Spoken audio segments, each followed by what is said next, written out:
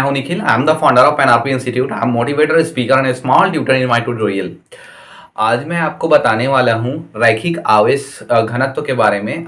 वो रिलेटेड करता है एक टॉपिक पे, और वो होता है, अब तक हमने देखा था कि कूलाम का नियम क्या है, कूलाम के नियम की सीमाएं क्या होती है, एकांक आवेश क्या होता है। इसका अगर वीडियोस पूरा देखना चाहो तो चैनल के डिस्क्रिप्शन में जाकर के देख सकते हो। पार्ट 4 करके वीडियोस की लिंक्स दी गई है, वहां पर आप टच करके उसको देख सकते हो, या फिर मेरे चैनल में जाकर के प्लेलिस्ट में विजिट करके 12th फिजिक्स 2022 करके प्लेलिस्ट है, वहां पर विजिट करके A to Z series by series आप चैप्टर्स को समझ करके एक एक वीडियोस करके आप देख सकते हो और पूरी डिटेल नॉलेज ले सकते हो। चलिए आज हम लोग बात करते हैं निरंतर आवेश वितरण। हमारा जो नेक्स्ट टॉपिक है वो क्या है? निरंतर आवेश वितरण। निरंतर आवेश वितरण।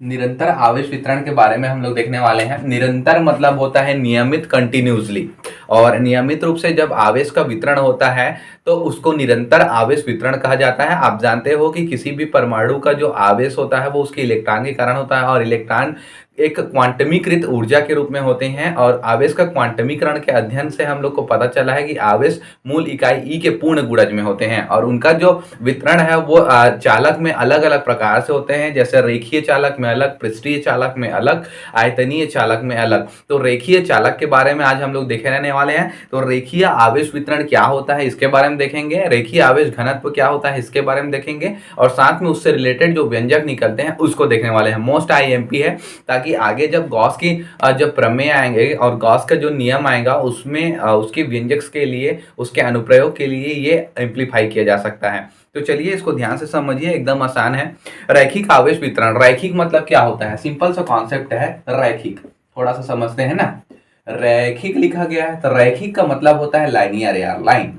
लाइनियर मतलब क्या होता है? लाइन। अब ये जो लाइन है मतलब कोई चालक ऐसा है, रैखिक चालक मतलब लाइन वाला चालक, और लाइन वाला चालक में जब आवेश का वितरण किया जाता है ना तो रैखिक आवेश वितरण कहा जाता है। जब इसमें आवेश का वितरण किया जाता है, मान लो प्लस प्लस दे रहे हैं इसको, तो ये क्या हो गया हमारा? रैखिक आवेश वितरण। ये क्या हो गया? रैखिक आवेश वितरण। मतलब रैखिक चालक में आवेश का वितरण, आवेश का वितरण, रैखिक चालक में आवेश का वितरण क्या कहलाता है? रैखिक आवेश वितरण कहलाता है। और रैखिक आवेश वितरण को हम लोग उसके घनत्व के बारे में जब हम बात करते हैं तो उसको रैखिक आवेश घनत्व कहते हैं। उसके घनत्व की जब बात की जाती है तो उसको क्या कहा जाता है? रैखिक आवेश घनत्व कहा जाता है। रैखिक आवेश क्या कहा जाता है? घनत्व। अब थोड़ा समझते हैं रैखिक आवेश घनत्व की परिभाषा क्या होती है। तो किसी भी चालक के प्रति एकांक लंबाई में उपस्थित आवेश की मात्रा को, किसी भी चालक, मान लेते हैं ये चालक है, इसकी एकांक लंबाई में मान लेते हैं इतनी की लंबाई में उपस्थित जो आवेश की मात्रा है, आवेश की मात्रा को क्या बोला जाएगा? रैखिक आवेश घनत्व। क्या कहा जाएगा? रैखिक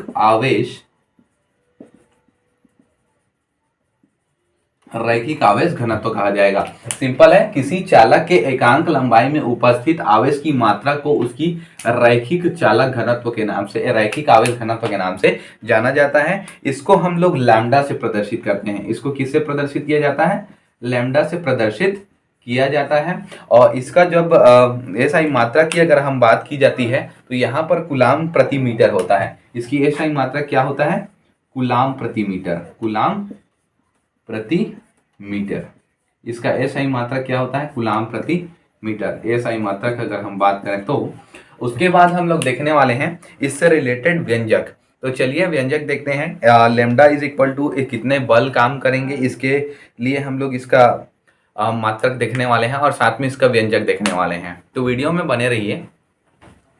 चलिए अब व्यंजक की बात करते हैं। तो रैखिक आवेश वितरण का व्यंजक, तो माना कि ये एक L लंबाई की क्या है, कोई चालक है जिसकी लंबाई L है, उसको प्लस प्लस आवेश से वितरित किया गया है। R दूरी पर कोई Q1 Q0 आवेश लग रहा है।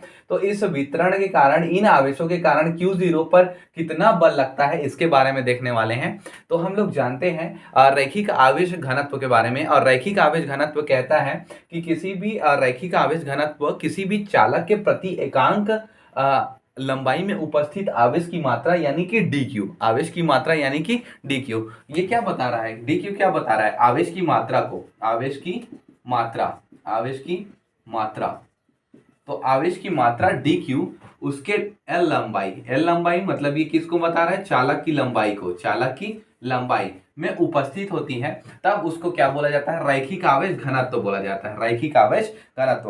और रैखिक आवेश घनत्व बराबर इतना हो गया, तो इसको इधर ट्रांसफर करें, जैसे ही डीएल को इधर ट्रांसफर किया जाता है तो ये हो जाता है लैम्डा इंटू डीएल बराबर क्या हो जाता है, डी क्यू। आप जानते हो जो भाग में होता है उसको इस पार ट्रांसफर किया जाता है तो वो गुणा में चेंज हो जाता है, तो lambda into D L is equal to क्या हो गया, डी क्यू। अब उसके बाद इसको मान लेते हैं इक्वेशन नंबर फर्स्ट, कहने का मतलब समीकरण 1। अब उसके बाद देखिए डी एफ बराबर, आप जानते हो डी एफ बराबर यानी कि कूलाम के नियम से आप क्या जानते हो, D F is equal to होता है 1/4 पाई एप्सिलॉन 0। अब यहाँ पर हमारे पास क्या है, एफ होता है, कूलाम का नियम बराबर क्या होता है, एफ, लेकिन डी एफ इसलिए क्योंकि छोटा सा बल काम कर रहा है, और किस आवेश के लिए, तो डी क्यू आवेश के लिए, और क्यू जीरो। तो यहाँ पर दो प्रकार के आवेश कौन हो गए, एक प्रकार का डी क्यू हो गया, एक प्रकार का क्यू जीरो। इसके लिए इस तरीका से आवेश की मात्रा हो गई, आर स्क्वायर हो गया। इसके लिए हम लोग आर कैप ले लेते हैं, जो कि सदिश राशि को व्यक्त करता है, किसको प्रदर्शित करता है, एकांक सदिश को प्रदर्शित करता है। यह एकांक सदिश को प्रदर्शित करता है कौन, तो ये होता है आर कैप एकांक सदिश को प्रदर्शित करता है। उसके बाद हम लोग देखने वाले हैं D F is equal to इतना हो गया। अब उसके बाद क्या कर सकते हैं, तो डी क्यू की वैल्यू को हम लोग को क्या करना है, यहाँ पर पुट कर देना है। डी क्यू बराबर ये रहा, हमारे पास इतना मिल चुका है। तो समीकरण 1 के मान को रखने पर, समीकरण 1 के मान को रखने पर रख देते हैं, समीकरण 1 के मान को रखेंगे ना, तो डी क्यू का मान लैम्डा इंटू डी एल है, तो ये हो जाएगा D F is equal to क्या हो जाएगा, 1/4 पाई एप्सिलॉन 0, ये हो जाएगा लैम्डा इंटू क्या हो गया, डी एल क्यू जीरो अपान क्या हो जाएगा, आर स्क्वायर इंटू क्या हो गया, आर कैप। कुछ इस तरीका से होगा। और यहाँ पर से फिर हम लोग को क्या करना है, ये तो छोटा सा बल हो गया। अब पूरे बल, अब ये तो छोटे लंबाई के लिए, एकांक लंबाई के लिए हमने एकांक बल देखा, तो पूरे लंबाई के लिए पूरा बल देखेंगे। तो पूर्ण जो बल लगे, कार्य करने वाला बल, पूर्ण कार्य करने वाला बल, पूर्ण कार्य करने वाला बल F इज इक्वल टू हो जाएगा, और वो होगा लैम्डा समाकलन L इज इक्वल टू, अब देखो पूर्ण कार्य का निकालना है तो क्या करना पड़ेगा, छोटे छोटे कार्यों को क्या करना पड़ेगा, जोड़ना पड़ेगा। तो छोटे छोटे बल को भी यहाँ पर जोड़ेंगे, तो छोटे छोटे बल को जोड़ने के लिए F इज इक्वल टू हमको समाकलन कर देना पड़ेगा। समाकलन L इज इक्वल टू कितना हो गया, 1/4 पाई एप्सिलॉन 0 इंटू क्या हो जाएगा, lambda D L Q zero.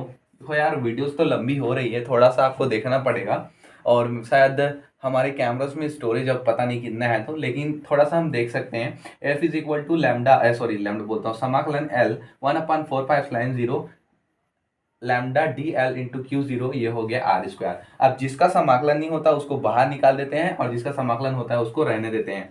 तो यहाँ पर क्यू जीरो अपान 4 पाई एप्सिलॉन 0 का समाकलन नहीं होता है, उसके बाद सभी का समाकलन हो जाता है, तो लेमडा का समाकलन हो जाएगा, ये आर स्क्वायर एग्जैक्ट मान होगा लेमडा के लिए, और आर कैप हो गया। इस तरीका से हम लोग को क्या मिल गया, कार्य करने वाला बल। तो किसी रैखिक आवेश के कारण किसी दूरी पर अन्य आवेश पर लगने वाला बल का जो मान है वो मिल गया, और यही बल बाद में कार्य के रूप में संचित हो जाएगा यार। तो ये होता है रैखिक आवेश वितरण के बारे में पूरी जानकारी, किस तरीके से ये होता है। आई होप सो ये वीडियो समझ आया होगा।